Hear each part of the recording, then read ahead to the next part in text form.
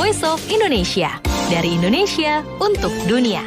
Saudara pendengar Voice of Indonesia di mana saja berada, hubungan Indonesia dengan Kolombia sudah berlangsung lama, lebih dari 40 tahun. Dimulai dari bergabungnya atau kedutaan ini bergabung dengan Brasil, kemudian berpisah sekitar tahun 80-an hingga berdiri sendiri di kedutaan Kolombia di Bogota. Kita ketahui kota Bogota berada di ketinggian lebih dari 2.000 meter dari permukaan laut. Terkait dengan hubungan Indonesia dengan negara Kolombia, mari kita ikuti perbincangan kita bersama Duta Besar Indonesia di Kolombia, tepatnya di kota Bogota, bersama Bapak Tatang Budi Utama Razak. Selamat malam Pak, Buenos noches. Ya, selamat pagi di Jakarta. Baik. Ya, perbedaan waktunya kita 12 jam. 12 jam ya Pak ya. Sehat semua ya Pak? Di Alhamdulillah baik. Cuaca gimana Pak di Bogota saat ini Pak? Cuaca sepanjang tahunnya memang dingin di sini. Jadi sekarang sekitar 10 derajat ya. Kalau tengah malam bisa lebih dingin lagi. Kalau siang ya kira-kira 16 derajat lah. Oh gitu. Ada perubahan Pak? Ada karena apa? Kan sekarang ada perubahan iklim nih, climate change. Apakah ada perubahan di Bogota siklus? Ya, saya rasakan ketika saya datang di sini awal tahun 2022 itu bahkan sempat 4 derajat saya merasakan. Tapi sekarang rata-rata ya 10 derajat, di atas 10 derajat kan gitu. Artinya ya tidak terlalu dingin. Bahkan karena sudah biasa dingin, kalau 14 derajat pun rasanya hangat. Oke, baik Pak. Kita mulai saja Pak dengan diskusi kita pada pagi ini. Pak Duta Besar, bisa diceritakan Pak bagaimana potret hubungan bilateral Indonesia dengan Kolombia secara umum Pak? Baik, hubungan bilateral Indonesia dengan Kolombia secara resmi dibuka pada tahun 1980. Namun demikian pada saat itu duta besarnya berkedudukan masih di Brazil ya, dan baru beberapa tahun kemudian kita membuka kedutaan besar di Bogota dan menempatkan duta besarnya. Saat ini duta besar sudah 10, jadi saya ini merupakan duta besar yang ke-10 ya. Karena jarak yang begitu jauh sekitar 20.000 kilometer dan pada saat itu bagi kedua negara mungkin belum menjadi tradisional partner ya. Sehingga hubungan itu ya cukup ya datar-datar saja. Namun demikian sejak tahun 2019 ketika pemerintah Indonesia melaunch ya INALAK Business Forum, yaitu Indonesia Latin American and Caribbean Business Forum, mulailah hubungan dengan negara-negara Amerika Latin tumbuh berkembang secara pesat, terutama di bidang ekonomi. Jadi itu merupakan awal dari kebangkitan hubungan bilateral yang semakin erat. Di samping itu pada tahun berikutnya tahun 2020 untuk pertama kalinya kita menandatangani dan pertemuan kedua menteri antara Menteri Luar Negeri Indonesia dengan Menteri Luar Negeri Kolombia, dan disepakatinya sejumlah perjanjian ya di berbagai bidang, baik politik, ekonomi, sosial, budaya, dan lain-lain. Dan dari situ ditindaklanjuti juga tahun 2022 itu ada pertemuan pejabat tingkat tinggi. Nah, ini mulai tumbuh berkembang. Nah, melalui forum ini Indonesia mengkaji kembali ya hubungan bilateral antara Indonesia dengan Kolombia ya, yang telah meningkat secara signifikan. Nah, dari tahun ke tahun ini menunjukkan satu perkembangan yang menggembirakan, misalnya di bidang ekonomi. Jadi di bidang perdagangan terjadi peningkatan yang sangat signifikan, bahkan dari tahun ke tahun meningkat lebih dari 150%. Nah, di samping itu juga dalam rangka pengembangan people to people contact. Ini juga berkembang secara signifikan, terutama adanya kerjasama di bidang kebudayaan, adanya inisiatif-inisiatif baru yang dilakukan oleh kami, di mana pada tahun 2022 bulan Agustus kita membuka Casa de Indonesia sebagai pusat kebudayaan Indonesia dan sejak itu ribuan masyarakat Kolombia belajar bahasa Indonesia, lalu belajar menari tari-tari tradisional Indonesia, belajar memasak dan membatik ya. Dan di sini menunjukkan satu perkembangan, dan KBRI juga terus membangun kerjasama dengan berbagai bidang, dan juga kita membentuk satu Amigos de Indonesia atau Friend of Indonesia. Jadi ini menunjukkan bagaimana perkembangan khususnya dalam beberapa tahun terakhir ini hubungan Indonesia dengan Kolombia dalam tahapan yang semakin kuat. Ya, terkait dengan tadi Bapak sudah menyebutkan dengan Inalak. Kan belum lama ini kita menyelenggarakan Inalak di Peru, Pak. Bagaimana Pak perkembangan selanjutnya dari yang Bapak sudah sebutkan tadi? Apakah ada beberapa yang signifikan yang sudah ditandatangani di situ, atau ada kelanjutan lagi yang lebih dalam lagi? Iya, untuk pertama kalinya Inalak Business Forum itu diselenggarakan di Jakarta ya, dan karena COVID ya pada tahun 2020 dilakukan secara virtual. Jadi bisa dibayangkan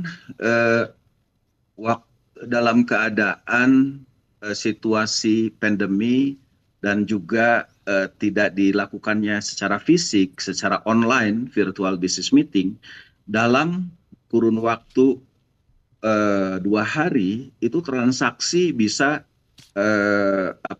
lebih dari 100 juta US dollar ya, dari berbagai negara di kawasan Amerika Latin.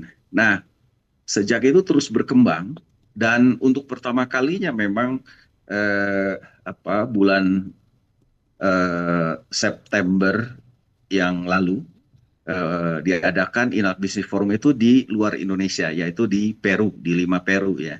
Jadi pertama kali itu Pak ya? Iya, di luar Indonesia itu untuk pertama kali. Dan dari sana juga terdapat komitmen transaksi dari bisnis itu cukup signifikan.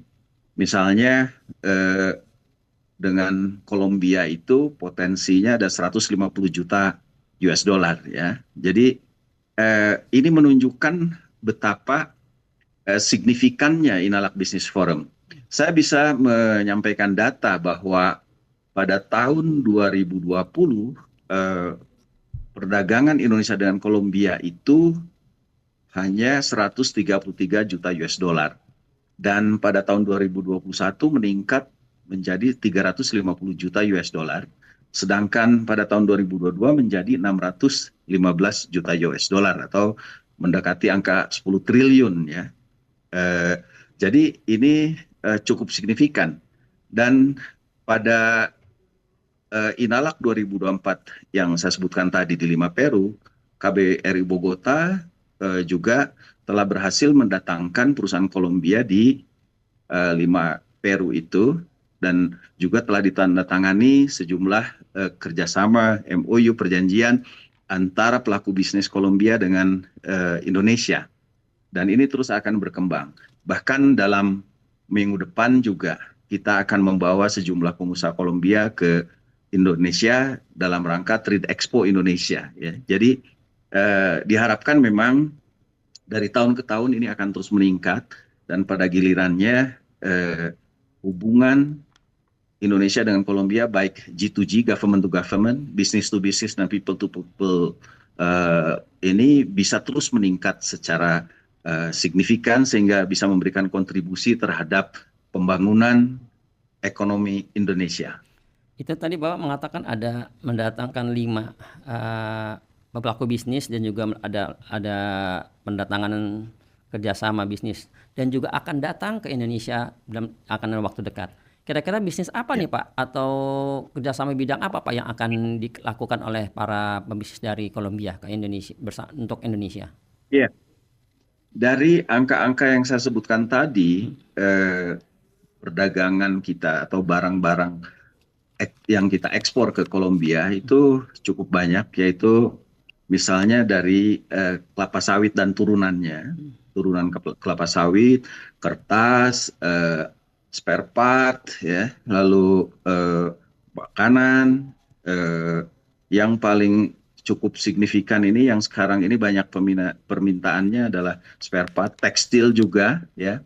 Jadi ini yang terus kita coba dorong, dan pada kesempatan ini juga KBRI Bogota memiliki satu program business breakfast meeting setiap bulannya dari berbagai sektor. Jadi berganti-ganti, dan setelah itu kita juga mengadakan virtual meeting antara pengusaha Kolombia dengan Indonesia, ya. Kenapa kami melakukan program ini? Karena memang jarak yang begitu jauh tidak mudah mendatangkan para pengusaha Indonesia ke Kolombia atau sebaliknya dari Kolombia ke Indonesia, tapi melalui virtual business meeting, itulah bagian dari business meeting and matching, sehingga banyak sekali setiap bulan ini langsung terjadi transaksi, ya, permintaan komoditas yang kita miliki.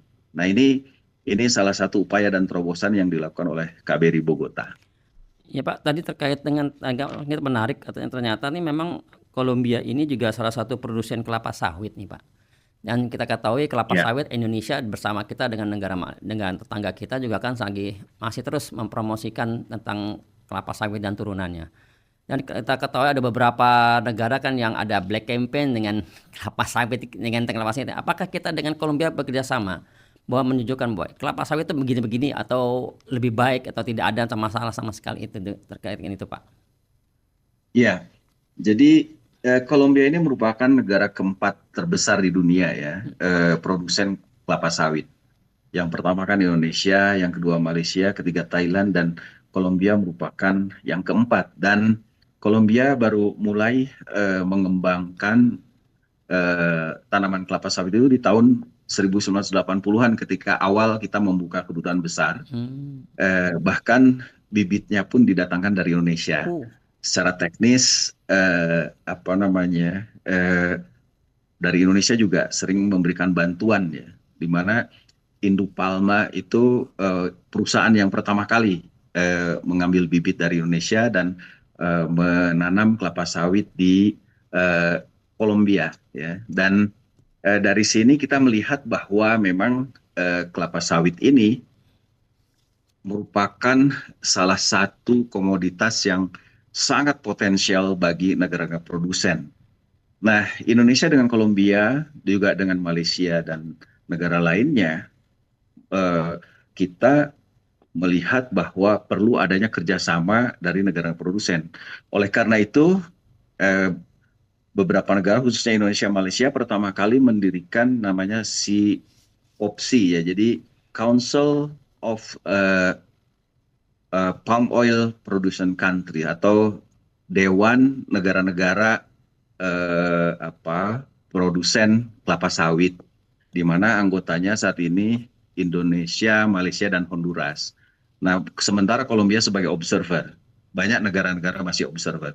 Nah, oleh karena itu kami sedang mendorong Kolombia untuk menjadi anggota penuh, dan tujuannya adalah bagaimana kita melakukan kerjasama di berbagai bidang, baik secara teknis maupun secara politis, karena fakta bahwa isu kelapa sawit ini khususnya di Uni Eropa ini menjadi isu yang cukup sensitif, ya, termasuk tadi disebutkan black campaign.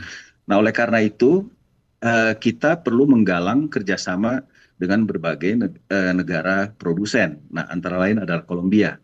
Kami di sini tentunya melakukan pendekatan ke berbagai institusi, baik swasta, ya, maupun pemerintah, bagaimana kita untuk melakukan kajian bersama agar bahwa kelapa sawit ini tidak seperti yang dikampanyekan oleh negara-negara tertentu di Uni Eropa.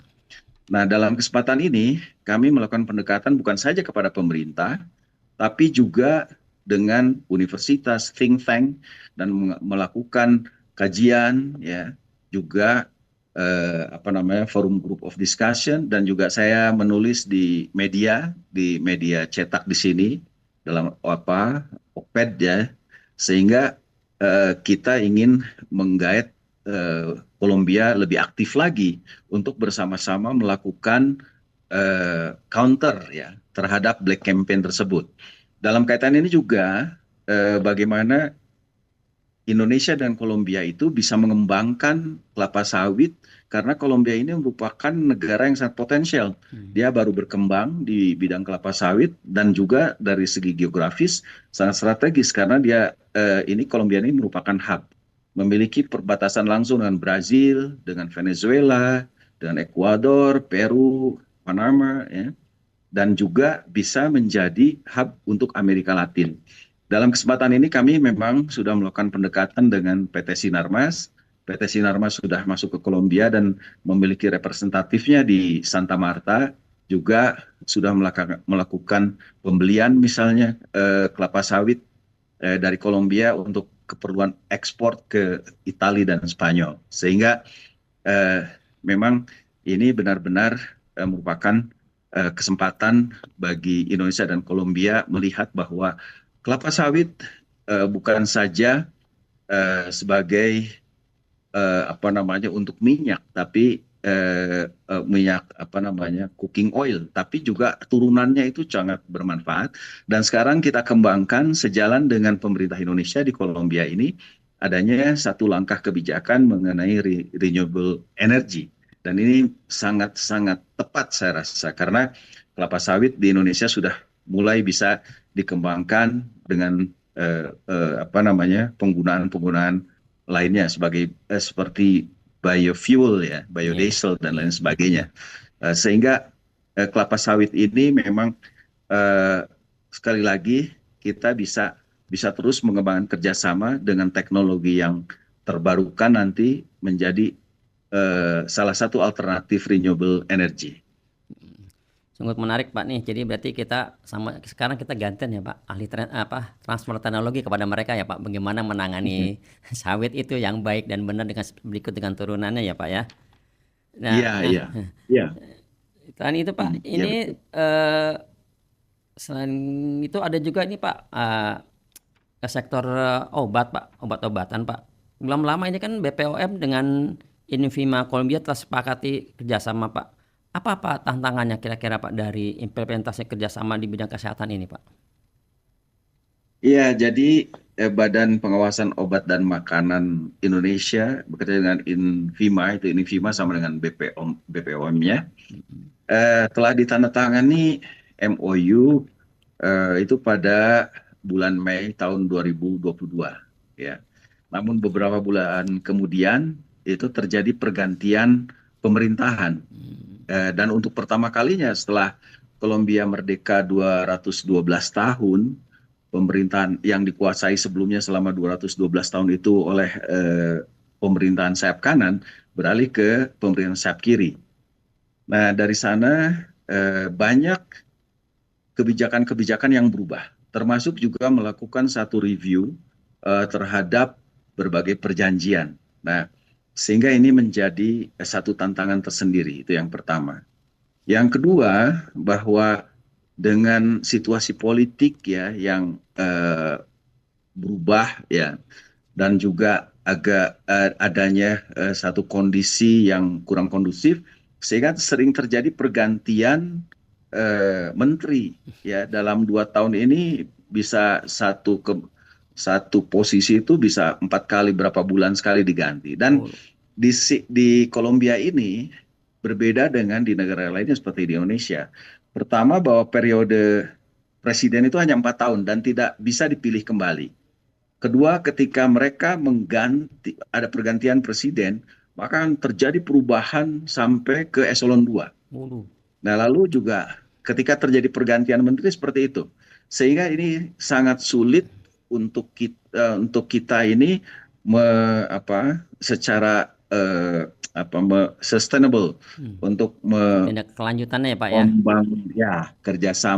Kerjasama yang sudah disepakati nanti berubah lagi. Itu. Padahal memang BPOM dengan Invima itu sangat penting dan strategis. Mengapa?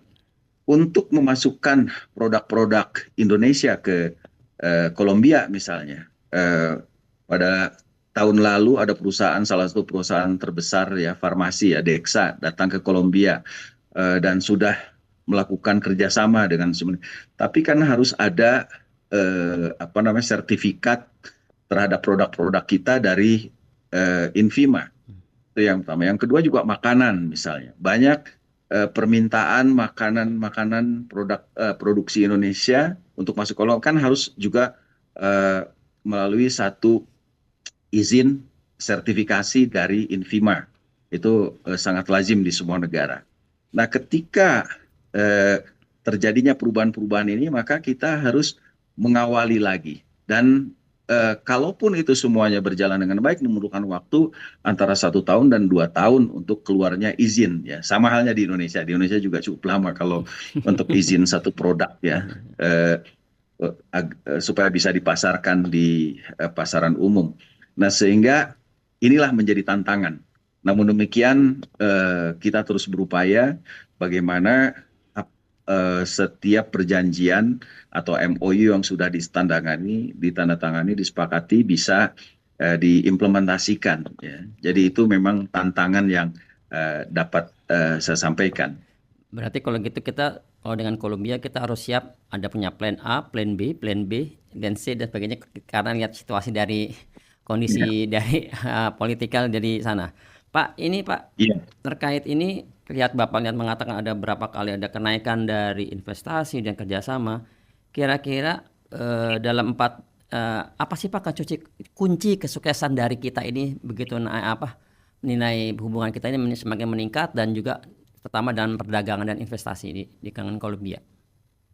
Ya, ketika saya datang ke Kolombia ini, saya bertemu mulai dari tingkat tertinggi presiden, para menteri, ya, di bawahnya dirjen, bertemu dengan para pengusaha, pemilik perusahaan, konglomerat, rektor dan sebagainya. Itu sebelum saya mau mengawali pembicaraan, saya selalu tanya, bagaimana? Apakah Anda tahu tentang Indonesia? Mereka tidak tahu persis berapa populasinya, apa produknya dan sebagainya. Nah, oleh karena itu kami membuat satu video presentation ya kurang dari 10 menit, tapi sudah mencakup segala aspek ya, pluralisme, ekonomi, produk-produk kita, industri kita, teknologi, infrastruktur dan sebagainya. Bahkan kita memang menunjukkan bagaimana Indonesia faktanya dalam 20 tahun ini GDP-nya itu meningkat lebih dari 5 kali ya. Bagaimana kita membangun infrastruktur, bagaimana kita juga punya teknologi, termasuk industri militer. Mereka sangat terkaget-kaget ya. Jadi akhirnya saya melakukan pekerjaan seperti salesman. Jadi misalnya ya kita door to door bertemu menteri, bertemu gubernur, wali kota, kadinnya, para pengusaha, dan tunjukkan video-video itu. Dan dari sana mulailah, dan juga seperti yang saya katakan tadi, bagaimana membuat satu bisnis forum. Jadi ini kita awali, ya, di samping tadi yang saya katakan bahwa pemerintah juga sangat serius ya dengan mulai meluncurkannya Inalak Business Forum 2019, lalu Menlu menandatangani Joint Commission ya, beberapa perjanjian di dalam Joint Commission. Jadi dari aspek B2B, G2G dan P2P ya. Lalu misalnya seperti saya katakan tadi, tahun 2022 saya membuka Casa de Indonesia, saya juga melakukan pendekatan berbagai pihak, bahkan sejak tahun 2022 saya ini satu-satunya juri dari Miss Colombia ya di luar warga negara Kolombia ya. Jadi ini dan yang pun dan uniknya ini salah satu proses untuk menuju grand final diadakan di Wisma Duta menggunakan pakaian-pakaian tradisional Indonesia. Nah, jadi kan ini kan yang sangat efektif nih adalah sosial media ya, di mana-mana sosial media, sehingga itu sangat berkembang pesat. Sejak itu banyak sekali permintaan kerjasama dengan KBRI ini, termasuk juga saya mengisi kegiatan-kegiatan diundang oleh sejumlah gubernur ya. Dan yang menariknya data yang kami miliki secara konkret ya, seperti yang saya katakan tadi bahwa perdagangan meningkat itu data dari Kementerian Keuangan di sini, bea cukainya lah, dan dari data PBB, perdagangan meningkat itu lebih dari 150% setiap tahun. Lalu dari BPS ya, Badan Pusat Statistik di Indonesia, turis Kolombia di tahun 2022 misalnya itu tidak sampai 4.000, tapi tahun 2023 setahun kemudian itu hampir 15.000. Jadi ini kan dampaknya secara langsung. Nah, ini saya melihat bahwa 3 kunci utama yang memiliki peran penting dalam meningkatkan hubungan bilateral itu ya pendekatan yang tentunya tidak business as usual, tapi memang dengan terobosan inovasi kepada pemerintah tentunya, G2G, lalu B2B kepada bisnisnya, dan juga P2P, jadi people to people contact. Dan saya melihat bahwa pendekatan people to people contact ini sangat efektif. Mengapa? Karena orang yang tidak tahu misalnya datang ke Indonesia, umumnya datang ke Bali, bagaimana mereka menceritakan kepada keluarganya, kepada temannya, mereka share di sosial media, dan ini memiliki dampak yang begitu luar biasa. Dan itulah yang saya sampaikan, 3 kunci utama yang dilakukan berdasarkan pendekatan, hasilnya konkret, bisa dilihat dari data BPS misalnya mengenai turis, perdagangan, lalu juga bagaimana sejumlah perjanjian, terus bahkan tahun ini kita juga sudah mulai melakukan pendekatan adanya DCA, Defense Cooperation Agreement, lalu juga dengan kerjasama di bidang kebudayaan, ya, bagaimana Kementerian Kebudayaan di Indonesia dengan Kementerian Kebudayaan di sini sudah mulai melakukan plan of action, pertukaran kebudayaan ini dalam berbagai aspek, ya, sehingga ini akan memperkuat hubungan, ya, sehingga hubungan kita akan semakin erat, meningkat, dan memberikan keuntungan bagi kedua belah pihak. Baik Pak, wah ini kalau diteruskan lagi bisa lama nih Pak, belum selesai nih Pak. Menarik sekali karena ternyata dari uraian Bapak ini, kerjasama ini dengan Bogota lebih banyak manfaatnya buat kita semua nih Pak nih. Karena meningkat sekali peningkatan dari kebudayaan, sosial dan juga investasi. Sebelum kita tutup Pak, bisa diberikan pesan-pesan Pak persahabatan antara Indonesia dan Kolombia dari Bapak? Ya, tentunya saat ini dunia berubah begitu cepat, ya, dan tidak ada satu negara pun yang terbebas atau independen. Jadi sekalipun negara besar itu sangat tergantung pada negara lainnya, ya. Apalagi Indonesia memiliki sumber alam yang luar biasa, memiliki kekayaan budaya, ya, dan lain sebagainya. Nah, begitupun Kolombia merupakan salah satu negara besar di kawasan. Jadi kita harus membangun hubungan dengan seluruh negara di dunia ini, tidak terkecuali. Fakta yang saya sampaikan tadi bahwa hubungan Indonesia dan Kolombia bisa memberikan keuntungan, ya, walaupun jaraknya begitu jauh, sehingga hubungan bilateral yang sudah dibangun cukup lama perlu terus kita tingkatkan dan melakukan pendekatan-pendekatan dengan terobosan-terobosan sehingga bisa memberikan keuntungan bagi kedua belah pihak. Oke, terima kasih Pak Dubes Tatang Budi Utama Razak. Semoga kerjasama kita dengan Kolombia lebih erat lagi dan lebih bermanfaat untuk kedua belah pihak. Terima kasih Pak. Terima kasih. Ya. Terima kasih.